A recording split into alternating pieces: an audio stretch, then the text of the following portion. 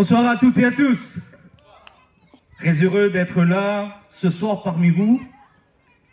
Et c'est l'occasion pour nous d'entendre le beau message de l'Évangile. Le beau message de l'Évangile, c'est un message qui vient de Dieu, envers les hommes, envers l'humanité. Et ce qui est merveilleux, c'est que ce soir, personne n'est exclu. Il n'y a personne que Dieu met de côté, mais il est celui qui s'adresse à tous. Et j'aimerais que vous puissiez ouvrir votre cœur, plus que vos oreilles, plus qu'un moment d'attention, que le Saint-Esprit, le Seigneur lui-même, puisse parler à votre cœur. Car le Seigneur, c'est celui qui ne regarde pas l'apparence, mais il regarde au cœur. Il regarde ce qu'il y a au plus profond de nous. Et ce qu'il y a au plus profond de nous, le Seigneur le voit, le connaît, nos épreuves, nos difficultés, ce que nous pouvons traverser ici-bas. Et il est la réponse dont nous avons besoin. Souvent, les hommes courent après des réponses ici-bas, des réponses parfois qui peuvent être louables, qui peuvent au premier abord être comme des solutions. Mais voyez-vous, l'efficacité s'arrête à quelques soulagements, à quelques bienfaits, mais lui, le Seigneur, il a le pouvoir de tout changer. Il a le pouvoir d'aller là où la main de l'homme s'arrête. Il est celui qui peut aller en profondeur ce soir et permettre que cette soirée soit une soirée inoubliable, parce que son esprit, sa parole peut engendrer la vie ce soir, la vie éternelle. Et je crois que le Seigneur, c'est celui qui est le même, hier, aujourd'hui et éternellement. Et je crois que tout au long de cette semaine, il s'est manifesté au cœur, il s'est manifesté par sa grâce au travers des messages qui ont été annoncés. Mais je crois aussi que ce soir, Dieu est capable encore d'agir. Il est encore capable d'étendre sa main pour que plusieurs soient bénis. J'aimerais en effet partager un passage de l'Écriture, un texte de la parole de Dieu, la Bible.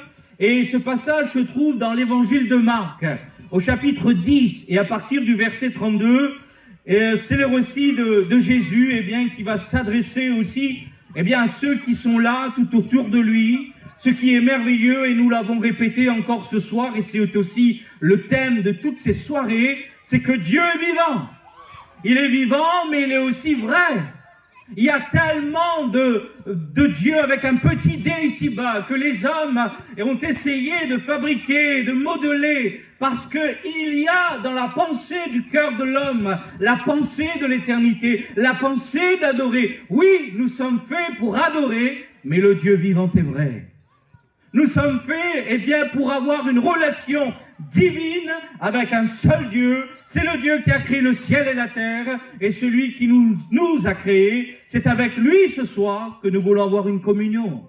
Oh, plaise à Dieu que ce soir tu puisses le rencontrer, ou le rencontrer encore, par son esprit et sa parole. Le récit que nous partageons, il est écrit: il était en chemin, Jésus et ses disciples, pour monter à Jérusalem. Et Jésus allait devant eux. Les disciples étaient troublés et le suivaient avec crainte. Et Jésus prit de nouveau les 12 auprès de lui et commença à leur dire ce qui devait lui arriver. Voici, nous montons à Jérusalem, et le Fils de l'homme sera livré aux principaux sacrificateurs et aux scribes. Ils le condamneront à mort et ils le livreront aux païens, qui se moqueront de lui, cracheront sur lui, le battront de verges et le feront mourir. Et 3 jours après, il ressuscitera. Amen. Amen. Jésus était celui, qui était venu annoncer la plus grande et merveilleuse des nouvelles. Oh, nous pouvons avoir de bonnes nouvelles ici-bas. Oh, la nouvelle d'une naissance, la nouvelle d'un mariage. Et je crois que tout à l'heure, il y avait des mariés qui étaient au loin. Oui, ce sont des moments merveilleux, ce sont des moments qui peuvent réjouir nos cœurs ici-bas. Mais la bonne nouvelle de Jésus, elle a le pouvoir de réjouir l'âme. Elle a le pouvoir de réjouir, non pas pour un moment, mais pour l'éternité, jusque dans l'éternité. Quelle que soit la joie qui se trouve dans ton cœur, eh bien, de ces bonnes nouvelles, de ces situations, j'aimerais vous dire qu'elles ne sont rien comparées à la joie du Seigneur, à la joie du salut, à la joie que la paix donne, eh bien, le Seigneur dans notre cœur. Jésus était avec ses disciples. Jésus était avec ceux eh bien, qui étaient là, autour de lui. Et la Bible nous dit qu'ils suivaient Jésus, mais avec crainte. Il y avait leur cœur qui était troublé, parce que Jésus se dirigeait vers Jérusalem. En effet, Jésus était venu accomplir un plan. Jésus n'était pas venu se promener sur la terre. Mais environ plus de 3 ans et demi sur cette terre, il a été celui qui allait de lieu en lieu, faisant du bien, guérissant les malades, délivrant tous ceux qui étaient sous l'emprise du diable. Car Jésus est venu détruire les œuvres du diable.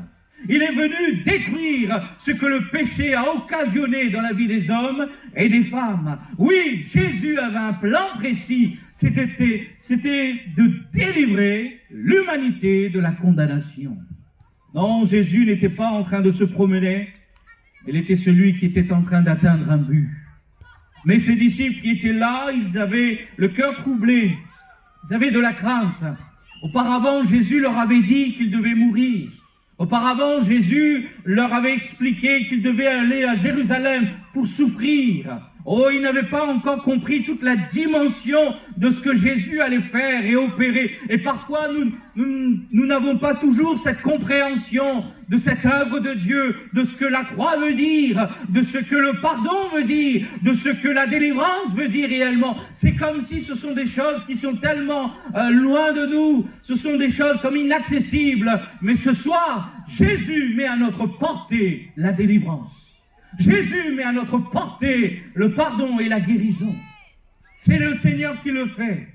Et si nous venons à lui, oh, il y aura cette merveilleuse rencontre. Il y aura ce miracle qui va s'opérer. Et s'il y a de la crainte et l'angoisse, parce que nous ne savons pas eh bien, comment les choses vont se dérouler, j'aimerais vous dire que Jésus est plein de douceur, plein de paix, plein de joie. Et celui eh bien, qui s'approche de lui, celui eh bien, qui va venir vers lui avec foi, avec espérance, oh, il goûtera eh bien, la vie éternelle. Jésus est celui qui rassure par ses paroles. Parce qu'en prenant avec lui les disciples, il dit Jésus, de nouveau, eh bien, va prendre avec lui les 12 auprès de lui. Ce soir, je crois que le Seigneur, c'est celui qui désire que nous soyons près de lui.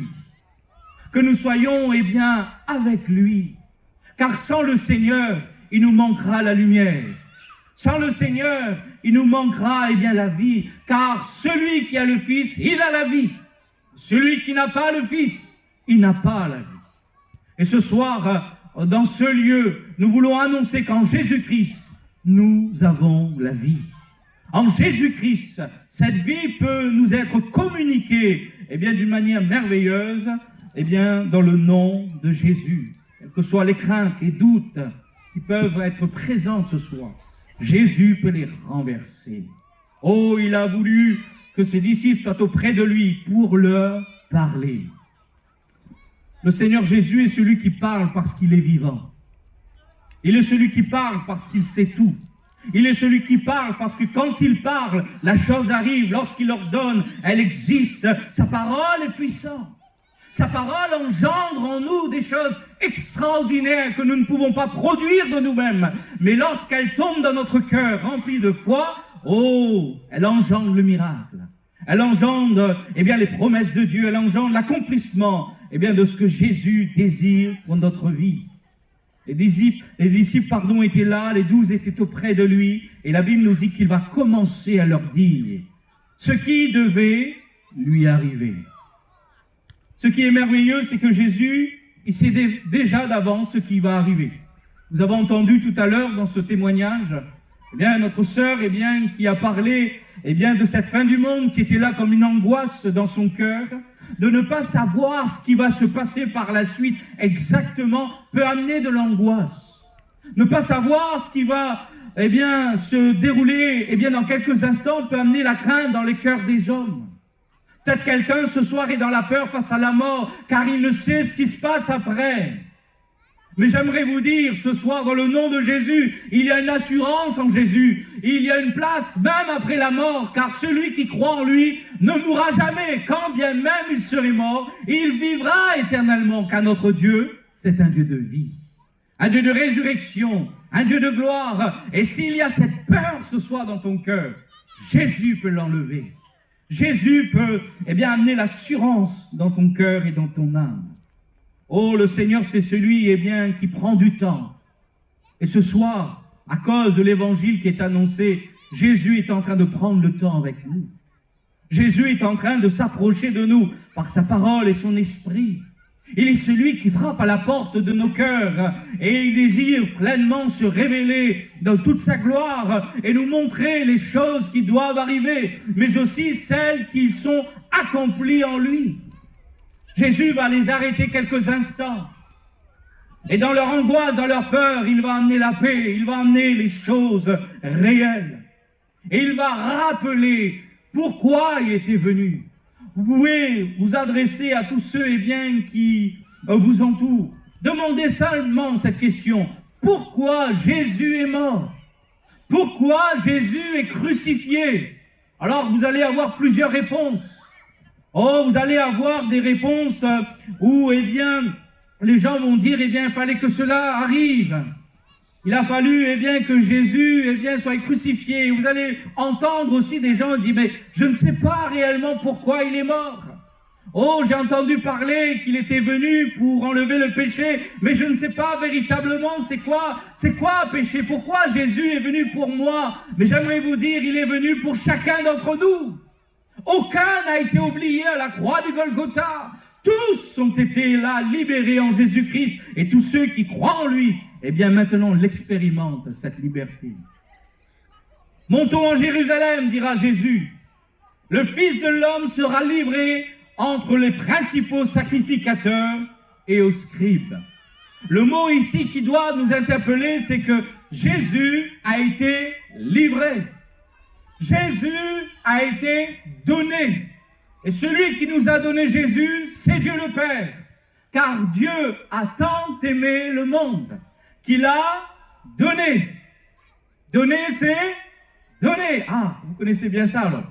Reprendre, c'est... Ah, ça aussi, vous connaissez bien. Reprendre, c'est voler. Mais j'aimerais vous dire que Dieu ne nous a pas prêté Jésus. Il nous l'a donné. Il nous l'a donné parce que nous en avions besoin. Sans Jésus, il nous est impossible de nous libérer. Sans Jésus, il nous est impossible, eh bien, de devenir meilleurs. Car la Bible est claire. L'Éthiopien ne peut pas changer la couleur de sa peau. Le léopard, ni la couleur de ses taches. Ce sont des choses, eh bien, qui ne peuvent être faites sans une intervention divine. Jésus est capable de le faire ce soir. L'apôtre Paul dira un jour, le bien que je veux faire, je n'arrive pas à le faire. Je voudrais m'y appliquer, je voudrais prendre des résolutions et apporter le bien tout autour de moi, mais je n'y arrive pas.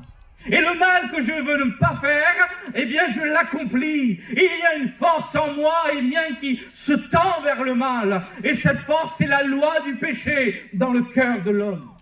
Et il dira par-dessus tout, misérable que je suis, qui me délivrera? Et peut-être quelqu'un ce soir a toujours essayé de faire le bien par lui-même, mais la réalité qui se manifeste, ce sont des mauvais propos. Ce sont des actions, eh bien, qui amènent le mal. Ce sont, eh bien, des regrets qui remplissent les cœurs. Hélas, pourquoi j'ai fait cela? Et la Bible est claire. On est esclave de ce qui a triomphé de nous. Et ce qui est merveilleux dans le message de la bonne nouvelle, c'est que Jésus nous libère. Jésus brise les chaînes. Jésus emmène ici, dans notre cœur, une vraie liberté. Et la parole du Seigneur, cette vérité, elle a le pouvoir de nous affranchir. Elle a le pouvoir de nous rendre réellement libres. Vous savez, certaines personnes pensent qu'ils sont libres. Mais j'ai vu des personnes fléchir les genoux, devenir comme un mouton devant juste un verre d'alcool. J'ai vu des personnes devenir esclaves juste devant une image, pornographique. J'ai vu des personnes, récemment, quelqu'un me témoignait, qu'il était là, pris, par cette pulsion, de se livrer à toutes sortes de choses. Il a même été condamné pour cela. Il me disait, pasteur, je ne sais pas ce qui se passe, je ne veux pas le faire, mais à chaque fois que cela s'empare de moi, c'est plus fort que moi, je n'ai pas de force. Et j'aimerais vous dire, sans Jésus, nous n'avons pas de force. Mais avec lui, nous avons l'autorité maintenant de dire non au péché. Ce soir, quelqu'un peut-être a besoin de force face au péché, face au mensonge, face aux choses impures qui voudraient dominer ta vie. Jésus peut te donner la victoire. Jésus peut te rendre réellement libre. Et cet homme, m'a raconté plus tard combien le Seigneur l'a délivré. Il m'a dit, pasteur, je crois au miracle. Je crois au miracle parce qu'avant, je ne pouvais pas m'empêcher d'amener ces choses dans ma vie. Avant, je ne pouvais pas, m'empêcher de me livrer à cela. Mais aujourd'hui, à cause de Jésus, je suis libre. Je suis libre. Ces choses ne me dominent plus. Je suis enfant de Dieu. Et ce soir, son témoignage peut être aussi le tien ce soir. Il peut te délivrer, Jésus. Il peut te rendre réellement libre. Combien de personnes se laissent porter par la colère?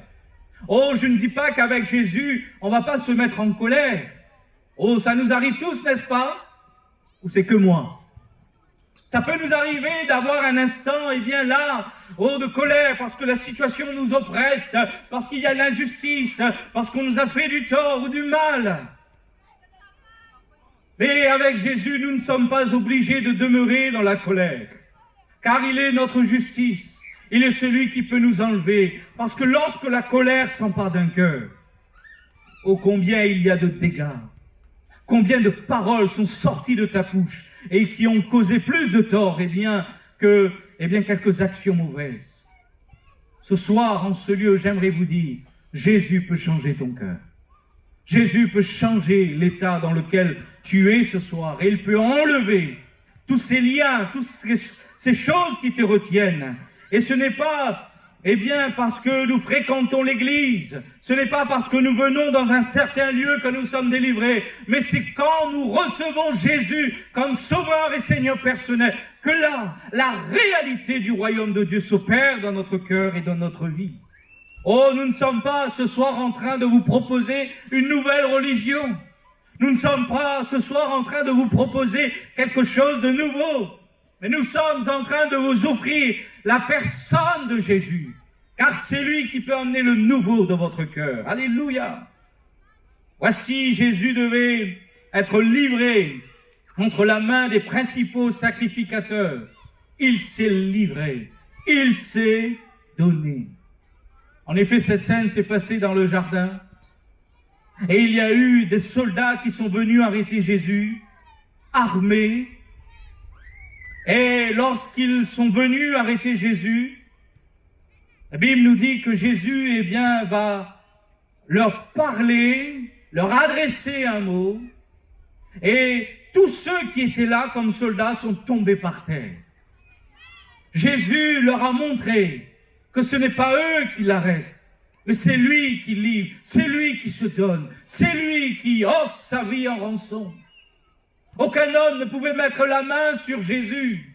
Aucun homme ne pouvait le contenir car il est véritablement le Fils de Dieu. Combien de fois on a voulu le faire mourir, mais la Bible nous dit que personne ne pouvait mettre la main sur lui car il est le Seigneur, il est le Dieu, mais c'est lui qui donne sa vie. Pourquoi il a fallu que Christ donne sa vie? Pourquoi il a fallu que le Seigneur se livre? Pour que vous et moi nous soyons sauvés. Pour que ce que nous ne pouvions pas faire, c'est lui qui l'opère dans notre vie. Car la Bible est claire, le salaire du péché, c'est la mort. On a tendance à croire que lorsqu'on commet des erreurs, c'est pas grave. Chaque erreur a ses conséquences. Et le péché dans le cœur de l'homme amène toujours des conséquences. Le péché dans le cœur de l'homme amène la plus grande des conséquences, c'est la mort. La mort spirituelle entre l'homme et Dieu. Et le Seigneur Jésus est venu, eh bien non pas proclamer la mort, mais il est venu nous libérer de la mort. Il est venu, eh bien, livrer sa vie en rançon. Il est venu payer le prix pour que vous et moi, nous puissions vivre. Il est celui qui a été le seul capable, eh bien, d'offrir cet échange de rançon pour que vous et moi, nous ne puissions pas mourir, mais vivre. Je me souviendrai toujours du jour de ma conversion, alors que j'allais sur cette route au travail, alors que je me dirigeais, eh bien, comme d'habitude, à cette réunion du matin à 7h à Saint-Denis, et en habitant à Saint-André, pour ceux qui connaissent, il y a un embouteillage énorme. Et on passe plus d'1 heure et demie dans la voiture, parfois 2 heures, juste pour aller à Saint-Denis. Et alors j'étais, eh bien, sur cette route, aux alentours, aux environs de Sainte-Suzanne, je vois ici, eh bien, mon poste, eh bien, de CD, pour vous dire combien je suis un peu vieux, parce qu'il y avait encore des postes de CD, non pas des postes USB. Et ce poste-là, qui était tout neuf, car c'était une voiture neuve, je travaillais dans une concession, eh bien, de voitures, et voyez-vous, ce poste commence à ne plus lire le CD. Alors je commence à zapper et je tombe sur une radio que je ne connaissais pas. C'est une radio qui s'appelle Radio Vie. Quel merveilleux nom. Notre Dieu est un Dieu vivant et il donne la vie. Ce soir, par la prédication de l'Évangile, Jésus nous montre, eh bien, qu'il est celui qui nous aime, qu'il est celui, eh bien, qui se livre encore ce soir pour nous. Eh bien, non plus à la croix, mais intercédant pour nous à la droite de Dieu le Père, et il est celui qui nous livre. Et la Bible nous dit que ces hommes, ces religieux, eh bien, ont mis la main sur le Seigneur. Et la Bible nous dit qu'ils le condamneront à mort, et ils le livreront païen. On se moquera de lui. Combien de personnes se moquent de Jésus? Combien de personnes se moquent, eh bien, de l'Évangile? Alors qu'on m'annonçait l'Évangile parfois sur mon lieu de travail, on me disait que Jésus t'aime, Jésus te cherche, et je leur répondais, je connais tout cela, je connais tout cela. Mais j'aimerais vous dire, ce soir, ce n'est pas des mots que nous avons besoin d'entendre, mais c'est la personne de Jésus que nous voulons découvrir ce soir. C'est le Christ qui se révèle dans notre cœur et qui nous amène, eh bien, dans cette réalité spirituelle que vous et moi, nous sommes destinés pour le paradis, dans le ciel, pour les choses éternelles. Et alors que Jésus, eh bien, s'est livré, alors qu'on l'a condamné à mort, Jésus l'a accepté pour que vous et moi, nous puissions être pardonnés de nos péchés, mais aussi guéris de nos maladies. Être aussi libérés de nos souffrances, car la Bible nous dit, il a été celui qui s'est chargé de nos douleurs. Je ne sais pas si ce soir tu as des douleurs. Je ne sais pas si ce soir, eh bien, tu as quelques mots qui sont là. Ce que je sais, c'est que Jésus s'est chargé de nos douleurs. Jésus est celui, eh bien, qui est capable, eh bien, de nous venir en aide, de nous délivrer, de permettre à ce que dans notre cœur et dans notre vie, le miracle ait lieu. Alléluia. Il est celui, eh bien, qui peut toucher notre vie. Tout récemment, il m'est arrivé, eh bien, d'être là, touché dans mon oreille. Et j'étais là, il était environ plus de 3 heures du matin alors que j'étais allongé. Et une douleur vive s'est opérée à mon oreille. Mais tellement vive. Et c'était venu d'une manière soudaine. Et j'ai commencé à ressentir cette douleur qui était insupportable, alors que tout le monde dormait dans la maison. J'ai dit, mais comment je vais faire? Il faut que j'aille aux urgences, il faut que je fasse ausculter cela, parce que c'est douloureux, je peux plus tenir. Et j'ai crié à Jésus, j'ai crié à Dieu. Quand un malheureux crie, l'Éternel l'entend. Et j'ai crié à Dieu. Et alors que j'ai crié à Dieu, j'ai demandé à Dieu de l'aide. J'ai dit, Seigneur, délivre-moi de cette douleur. Quelque chose s'est passé. Et il y a eu comme un épanchement dans mon oreille. Et il y a eu comme un épanchement, eh bien, qui a coulé de mon oreille. Et en un instant, la douleur s'est arrêtée. Et j'ai pu, eh bien, m'endormir tout à nouveau, tout en réfléchissant sur cela. Bien entendu, j'entendais des bruits bizarres. Bzzz. Mon oreille avait été impactée. Et dès le lendemain matin, je suis allé voir le médecin. Merci Seigneur pour les médecins. Merci Seigneur pour la sagesse que Dieu donne à toutes les équipes médicales. Que Dieu vous bénisse. Et je suis allé voir le médecin. Il est allé regarder. J'ai dit, docteur, j'avais mal et tout d'un coup, voilà, quelque chose s'est passé. Il y a eu un écoulement. Qu'est-ce qui s'est passé? Et le médecin commence à m'ausculter et regarder. Il regarde mon oreille. Il dit, Monsieur Kotaya, normalement, vous devez être opéré en urgence car il y a eu une grave infection de votre oreille. Vous devez normalement subir une intervention. Mais il semblerait que quelqu'un ait déjà intervenu. Il y a eu une scission, une coupure là dans votre oreille qui fait que l'infection n'a pas touché autre chose.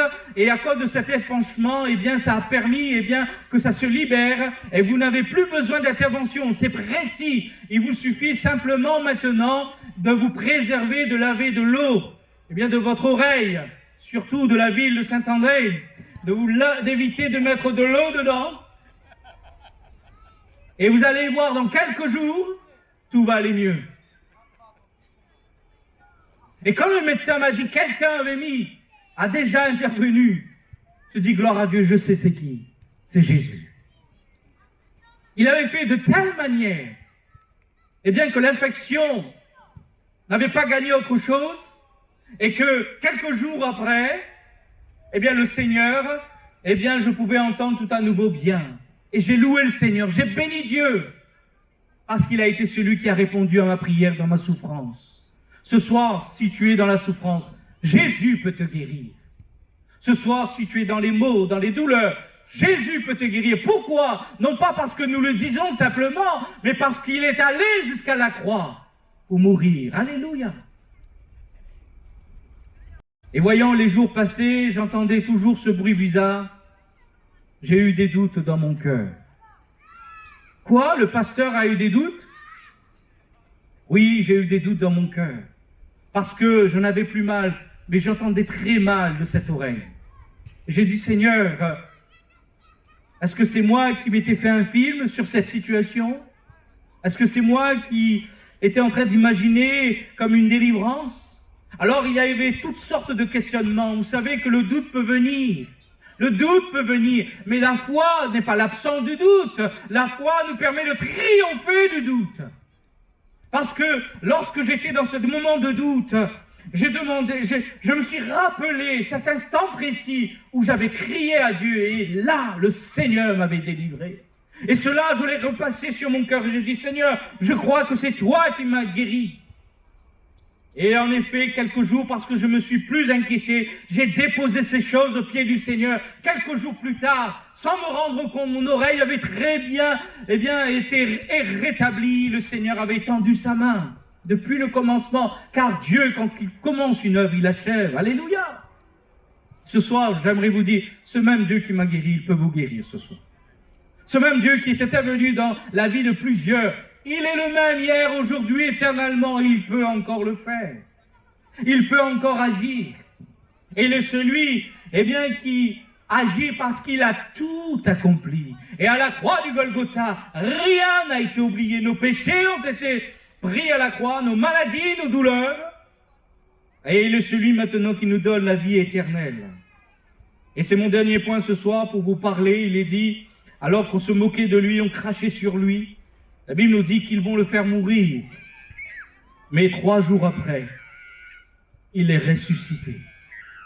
3 jours après, celui qui est mort pour nous est ressuscité. C'est pour cela que ce soir, nous partageons la bonne nouvelle. Parce que ce Dieu-là, il est vivant. Même la mort n'a pas pu le retenir. Il a vaincu la mort. Il est celui qui se tient au milieu de nous, au travers de sa parole et de son esprit. Et quiconque voudra s'approcher de lui, il se révélera à lui. Quiconque va oser croire dans cette prédication qui semble être une folie pour ce monde, mais elle est une puissance de Dieu pour le salut de quiconque croit. Oh, merci Seigneur pour la foi, parce qu'elle nous met tous au même niveau. Pas besoin d'avoir un bac plus 10 ou plus 20 ou plus 40. Pas besoin d'avoir une grande connaissance. Pas besoin d'avoir une grande compréhension des choses. Même un enfant peut croire ce soir. Tous ceux qui désirent croire en Jésus expérimenteront la vie éternelle. Pas besoin d'avoir beaucoup d'argent, pas besoin de faire des œuvres, pas besoin d'aller en pèlerinage. Ce soir, en croyant dans le nom de Jésus, nous avons la vie éternelle et accès au miracle de Dieu. Et en ce lieu, ce soir, tout est possible à celui qui croit.